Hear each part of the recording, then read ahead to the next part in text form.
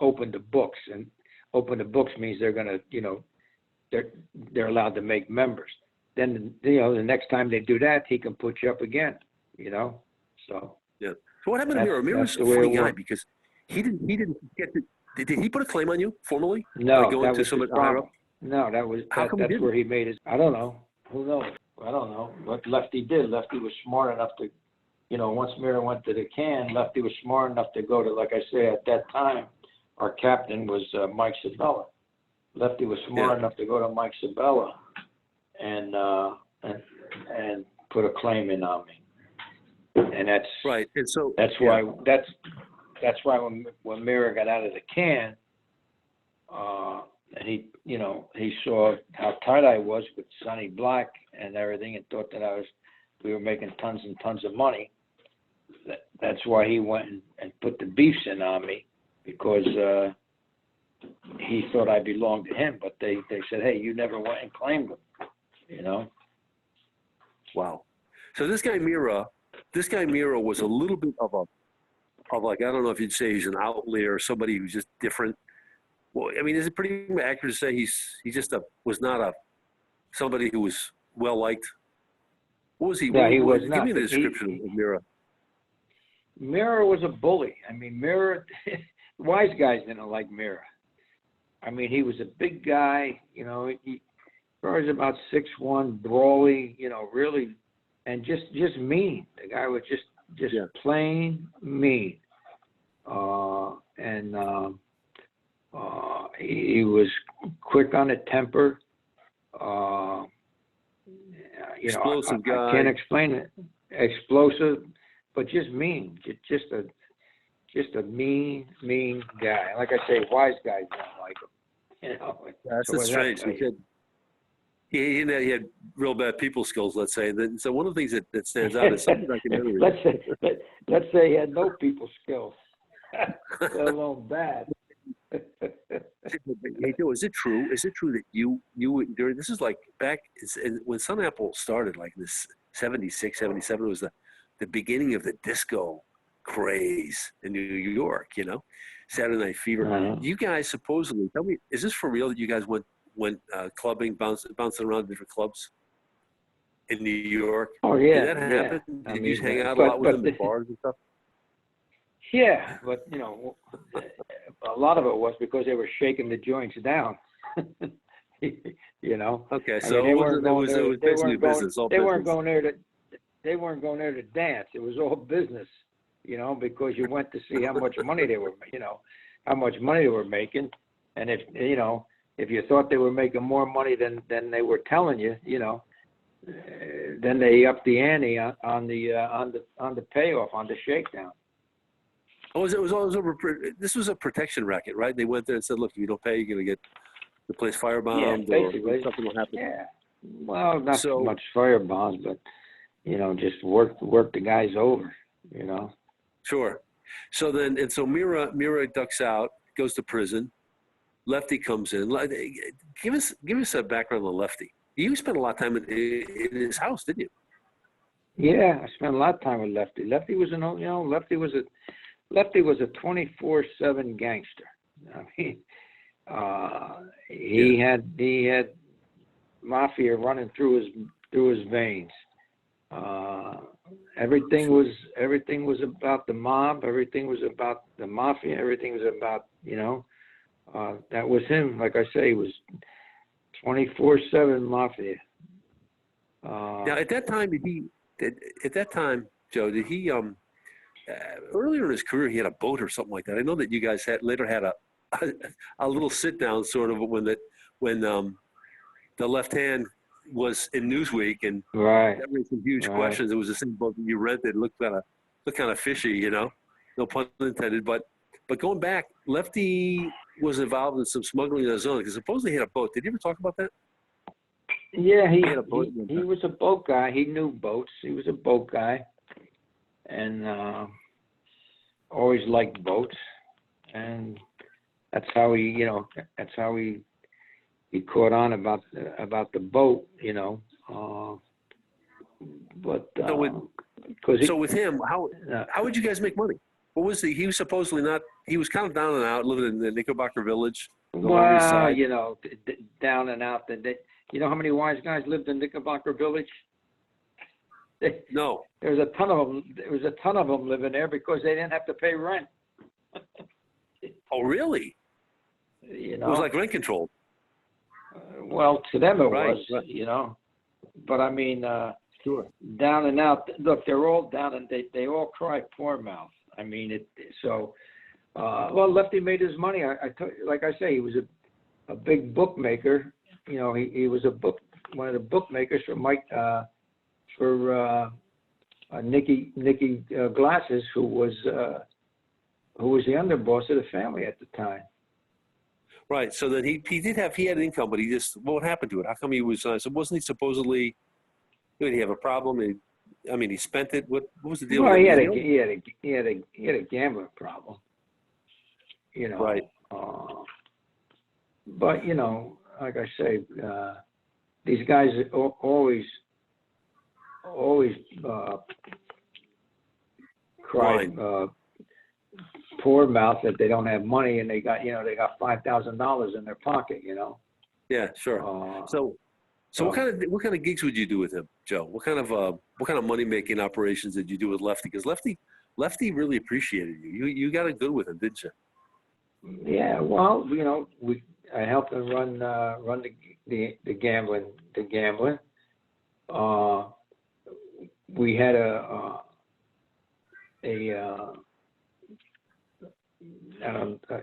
like a confectionery store that we had on down on Little Italy, and then once I brought him into the other undercover operations, you know, he was making money. You know, he was making money from there. So, right. You know, and so you know, when I bring the jewelry around and stuff. You were running stuff with him, and then you also you kept on getting the diamonds from and the watches and the jewelry to sell. Was that also a big part of it, or that ended up becoming less important, or what? No, that was, you know, so look, you always got to start bringing money in from where you said you got it from, you know. Yeah. So I was always, right. You know, always telling them I was, you know, always bringing diamonds or watches around that I said I had got from from scores that I had pulled. Yeah. Did they ever have to like put you on the spot and say, Donnie, we want to do a score? I know that happened with Jilly Greco, and there's some problems, and there were safes maybe too difficult to crack and all. What happened with later mobsters, that capos and soldiers that you were under? That did they ever come to you and say, hey, Donnie, we want to do this? We want to do this this heist? No, because they would have to go through Lefty or Sonny, you know, other gangsters that came, you know, that wanted to do stuff. You couldn't do anything once you were claimed. You couldn't do anything with anybody unless your captain or your, you know, the soldier you were responsible to okayed it. Right.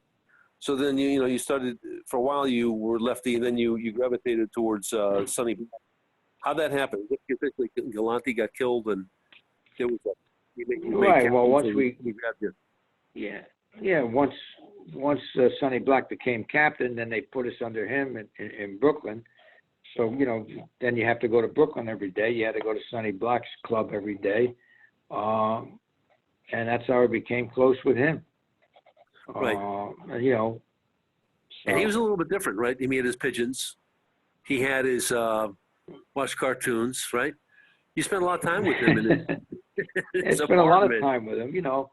And I think one of the reasons why is that, you know, Sonny Black was stone cold. I mean, he was a stone cold killer. But he, like, give me an example. With Ruggiero or say Mirra, you know, you couldn't have a normal conversation with these guys about, I don't know, about anything but The weather. but criminal activities, you Yeah. know.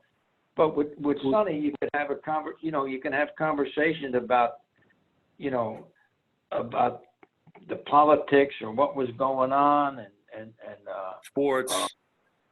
sports, and then he loved those pigeons. So I used to grill him a lot about the pigeons. And not when I say grill, I mean have him teach me about pigeons and et cetera, et cetera. So it wasn't where he was 24 hours, And then we talk about the illegal activities. You talk about all the illegal activities that he had going on, and we talk about what was going on in the mob as far as with other families and et cetera, et cetera. But he would open up, right? He was kind of extroverted. Yeah. He'd tell you, he'd let me know what was going on, and that became good intel. In fact, tell us how it was that you ended up finding out about the zips and the pizza connection, right? How did that happen? You were the source. Yeah, he was, and so was Ruggiero, because they were a big part of the Bonanno family. That was the Sicilian faction of the family, and at the time there was a beef going on within the family, and they had to get the Sicilians on their side, even though they didn't like them.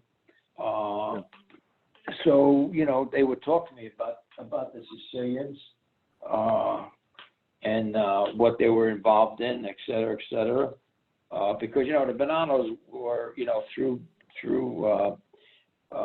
Carmine Galante, they were at the time they were probably the biggest drug family, mafia family in the city, Yeah, sure.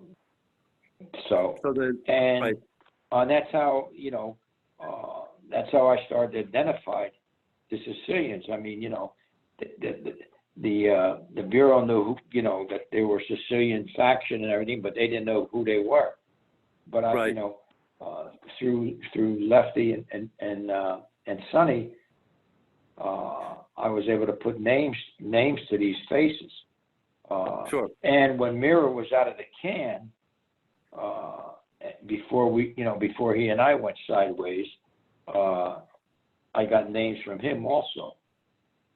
Right. So then you started to see his picture emerge, Joe? You started to see that there was this stuff going on with drug importation through the Sicilian. Yeah. So, and this is over a course of what, 2 years, 3 years that you started to see this emerge? How long did it take for you to realize how huge this was? Probably after the first year when I first started learning about it. Yeah. So then here you are. You're sometimes with having dinner with Ruggiero's family. You apparently got pretty close to them, and then with Sonny Black.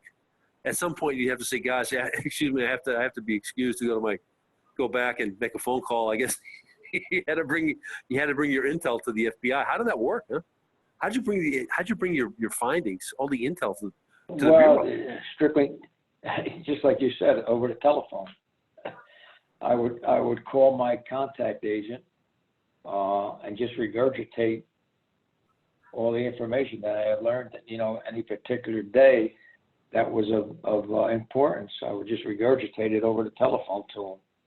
Was this like once a day, once a week? No, it might be once every 2 days, once a week.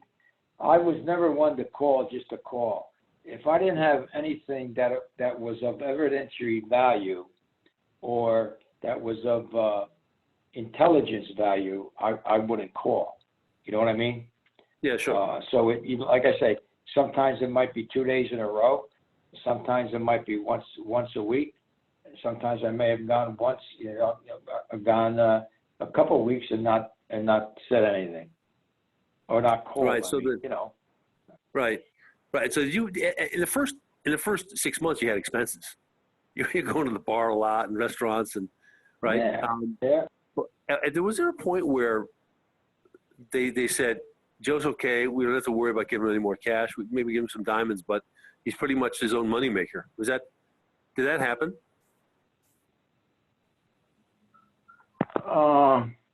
No, because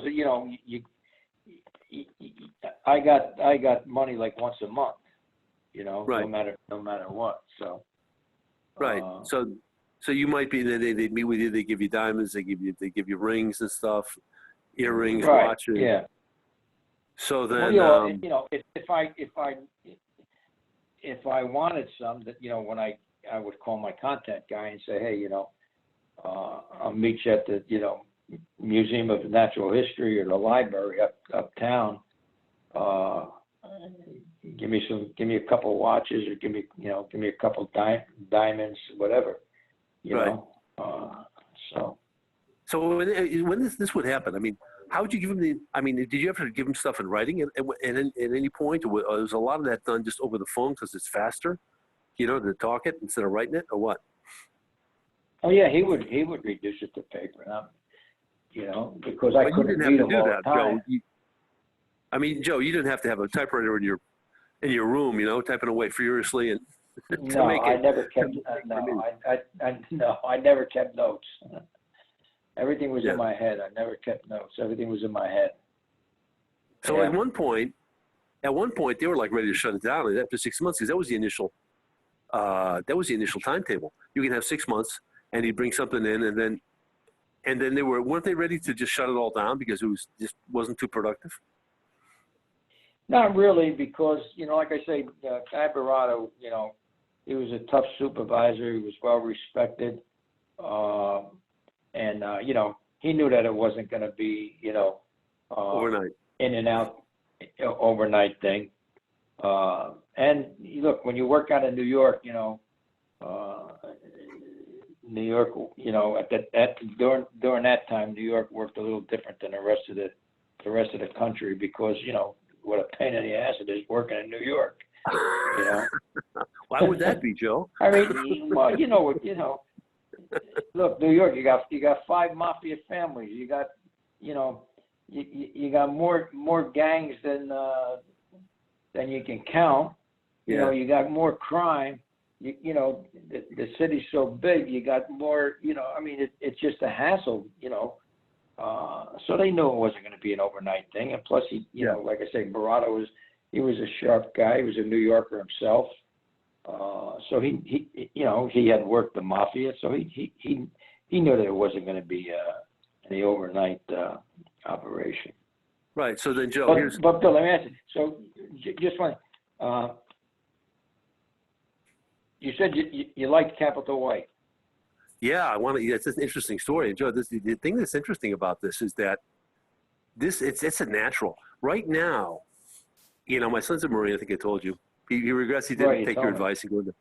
Yeah, he regrets he didn't take your advice and go to Marine Intelligence. He's like, Dad, I should have done that. Nick, I don't want to run your life, So long story short, yeah, the thing is that the reason I bring up my son is that his recruiter, he and I get to be very good friends, and he told me that in the Midwest, it's really, really hard to recruit. And that also is the place that's like the one part of the country, Joe, where they have probably the worst heroin addiction. We got really bad, as you know. Is that right? Really bad. Oh, yeah, we have a really bad opiate problem. Now, he didn't make that connection, but I did, because I was looking at the map of how bad the opiate problem is in the Midwest. Well, it turns out that's a faithful reflection on how bad the recruitment problem is as well in the military, at least for the Marines. So, so because of the opiates. Because it's just so many kids. I mean, we're talking kids 14, 15 years old that are getting addicted to heroin, cheap heroin from Mexico. So, of course, it's a perfect lead into Capital White. Tell us about Capital White. What's that all about?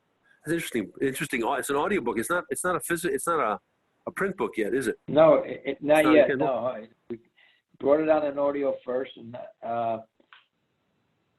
they were supposed to bring out the print, I think, after the summer, if I'm not mistaken.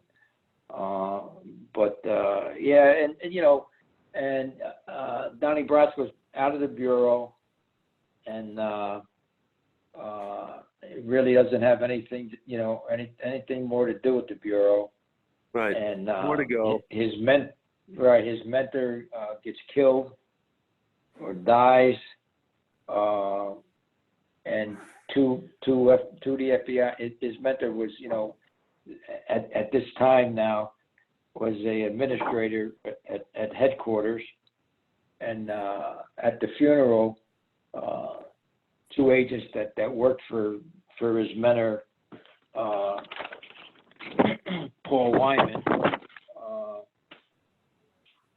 come up to Donnie and say, they have some suspicions about his death because of some activities that took place, how secretive Paul was a few months before he died, et cetera, et cetera.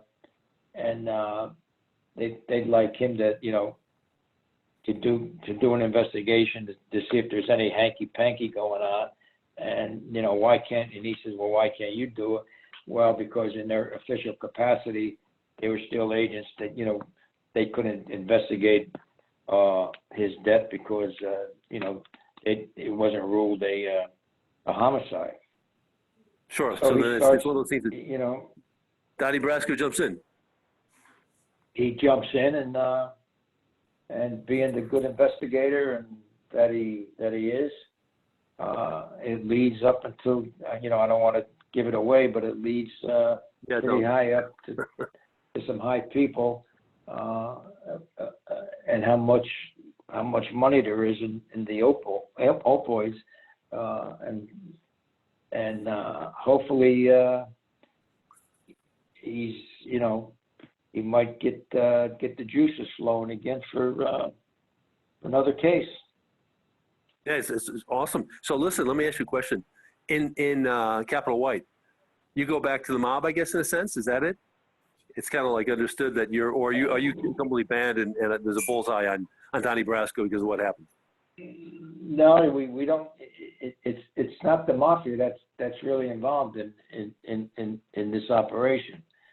But he goes back to some of his old friends that he knew, to give him some info, et cetera, et cetera. So it's pretty interesting. It's a lot of twists and turns that the reader will really get excited about. Now, where does it take place, Joe? Does this take place in New York, Brooklyn, California? No, it takes place in Washington, D.C. Oh, wow. Okay. Capital White. Interesting. Capital. Yeah, okay, because I thought the Capital White was I thought it had something to do, Joe, with a slang, a drug term. Yeah, takes place in Washington, D.C. Washington, D.C., Virginia area. Right. And that's, that's where the government officials come in. So, Joe, just wondering, just curious, no sit-downs in Capital White, right? You get involved with a sit-down where they try to say, what the heck are you doing? You've been out of the picture. Nobody comes and corners you and tells you to invite you in to sit down at a social club, right? That doesn't happen. No, it's more along the lines of officials, wanting to know what he's doing. Government officials. Yeah. Right, Capital White. That's it. Okay. Capital White's available on Amazon. And Joe, one question I want to ask you, Joe. I mean, this gets back to your career in law enforcement and particularly in infiltration of the mafia. How many sit-downs did they subject you to in total? The one at Gillies and then 3 others with Mirra. So with Mirra, there were 3? Yeah. So Mirra subjected you to 3 sit-downs? Yeah. Wow. I guess you're not. I guess you have any grandchildren. You're not going to name any of them Anthony, right? No, I'll be honest with you. I didn't feel any pangs when I got the call that they whacked him. Believe me. Oh my gosh! Hey, it reminds me of something. It's kind of I can say this in jest, and that is that it was true, right? That you didn't sweat under pressure, right, Joe? Yeah, no, you can't. So that saved your life. So Joe, I mean, I mean, does that mean that, any deodorant companies are coming to you for commercials? I mean, you could do a commercial. I'll tell you what. Be like Donnie Brasco. Should have thought of that a long time ago, right? Yeah. Yeah. Or another one is cat food, because you've had like 9 lives, Joe. Yeah. No kidding. Yeah. So anyway. So now one final little question here. You had a life of a lot of high stress when you were working for the Bureau.